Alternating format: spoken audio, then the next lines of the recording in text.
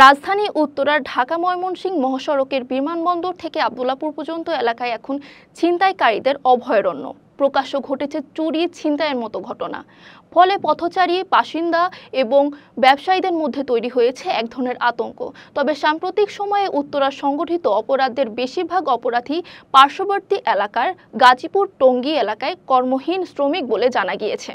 তথ্য বলছে, গত বছরের জুলাই গণঅভ্যুত্থানের পর রাজনৈতিক অস্থিতিশীলতার কারণে যে অর্থনৈতিক সংকট দেখা গিয়েছিল তা এখনও কাটিয়ে ওঠা সম্ভব হয়নি। রাজনৈতিক টানাপোড়েনের অনেক শিল্প প্রতিষ্ঠান বন্ধ হয়ে গিয়েছে। তার সবচেয়ে বেশি প্রভাব পড়েছে গাজীপুরের পোশাক শিল্পে। কারখানা পরিদর্শন অধিদপ্তর এবং শিল্প পুলিশের তথ্য মতে গত এক বছরে গাজীপুরে বন্ধ হয়ে গিয়েছে ৭২টি পোশাক কারখানা। এর মধ্যে গত ৬ মাসে বন্ধ হয়েছে ২৯টি কারখানা। এই বিপুল শ্রমিক একসঙ্গে চাকরি হারিয়ে পড়েছে চরম অনিশ্চয়তায়। কেউ কেউ অন্য পেশায় যুক্ত হলেও একটি বড় অংশ কোনো কাজ না পেয়ে হতাশা থেকে জড়িয়েছে অপরাধের দিকে। আর গাজীপুর উত্তরার কাছাকাছি এলাকায় হওয়ায় সবচেয়ে বেশি প্রভাব পড়েছে উত্তরাতেই। স্থানীয়রা বলেছেন, উত্তরায় সন্ধ্যার পর বাইরে বের হওয়া ভয়াবহ ঝুঁকিপূর্ণ হয়ে গিয়েছে।